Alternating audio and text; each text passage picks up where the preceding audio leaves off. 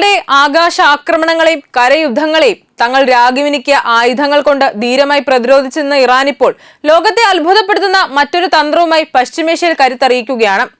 ആകാശത്തും കരയിലും ശത്രുവിന് പിടികൊടുക്കാതെ പോരാടിയ ഇറാൻ ഇപ്പോൾ ഭൂമിക്കടിയിൽ സുരക്ഷിതമായി സൂക്ഷിച്ചിരിക്കുന്ന തങ്ങളുടെ സൈനിക ശേഖരം പുറത്തെടുത്ത് പ്രതിരോധത്തിന്റെ പുതിയ കവചം തീർക്കുകയാണെന്ന വാർത്തകളാണ് പുറത്തുവരുന്നത്.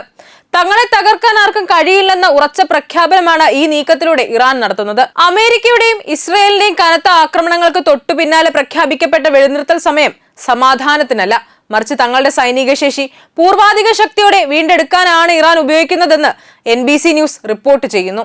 തകർന്ന കെട്ടിടങ്ങളുടെ അവശിഷ്ടങ്ങൾക്കിടയിലും ഭൂമിക്കടിയിലെ രഹസ്യ അറകളിലും സുരക്ഷിതമായി സൂക്ഷിച്ചിരിക്കുന്ന അത്യാധുനിക ആയുധങ്ങൾ ഓരോന്നായി പുറത്തെടുത്ത് വരാനിരിക്കുന്ന വലിയൊരു പോരാട്ടത്തിന് ഇറാൻ കോപ്പുകൂട്ടുകയാണ്. ഇതൊരു സാധാരണ സൈനിക പുനർസംഘടനയല്ല, മറിച്ച് ഭാവിയിൽ യുദ്ധം വീണ്ടും പൊട്ടിപ്പുറപ്പെട്ടാൽ ശത്രുക്കൾക്ക് അപ്രതീക്ഷിതവും ശക്തവുമായ തിരിച്ചടി നൽകാനുള്ള ഇറാന്റെ ദീർഘകാല തന്ത്രത്തിന്റെ ഭാഗമാണ്.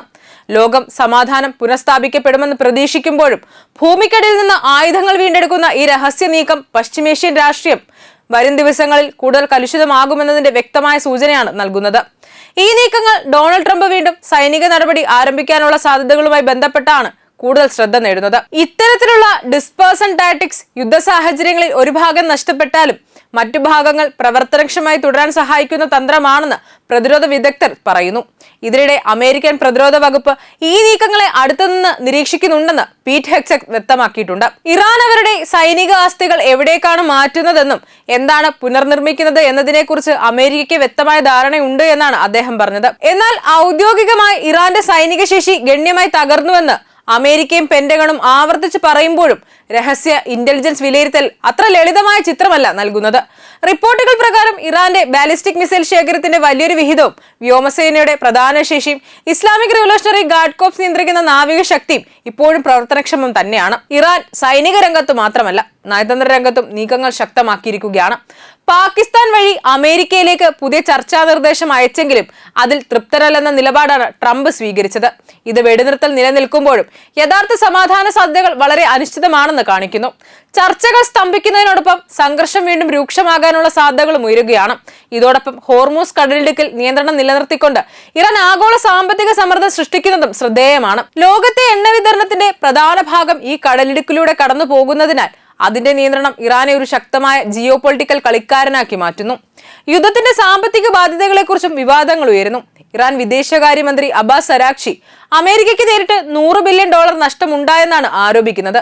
ഇത് പെന്റഗൺ കണക്കാക്കിയതിനേക്കാൾ 10 മടങ്ങാണ്. മറുവശത്ത് ചില അമേരിക്കൻ സ്രോതസ്സുകൾ പോലും യഥാർത്ഥ ചിലവ് ഔദ്യോഗിക കണക്കുകളേക്കാൾ വളരെ കൂടുതലാണെന്ന് സൂചിപ്പിക്കുന്നു.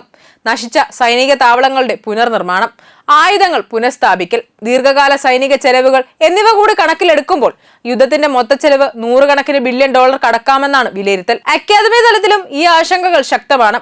ഹാർവാർഡ് കെന്നഡി സ്കൂളിലെ പ്രൊഫസർ ലിൻഡ ബീൽമിസ് ഈ യുദ്ധം ഒടുവിൽ $1 ട്രില്യൺ വരെ അമേരിക്കയ്ക്ക് ചെലവാകുമെന്ന് മുന്നറിയിപ്പ് നൽകുന്നു. ഇറാഖ്, അഫ്ഗാനിസ്ഥാൻ യുദ്ധങ്ങളുടെ അനുഭവം മുൻനിർത്തിയാണ് ഈ കണക്ക്. ദീർഘകാല പ്രത്യാഘാതങ്ങൾ ഉൾപ്പെടുത്തുകയും ചെയ്തു. ഇതോടൊപ്പം അമേരിക്കയ്ക്കുള്ളിലെ പൊതുജന അഭിപ്രായവും ഈ യുദ്ധത്തെക്കുറിച്ച് വലിയ മാറ്റം കാണിക്കുന്നു എന്നത് ശ്രദ്ധേയമാണ്. IPSOS നടത്തിയ ABC news, the Washington post survey പ്രകാരം 10ൽ 6 അമേരിക്കക്കാരും ഇറാനെതിരായ യുദ്ധം തെറ്റായ തീരുമാനമായിരുന്നുവെന്ന് വിശ്വസിക്കുന്നു.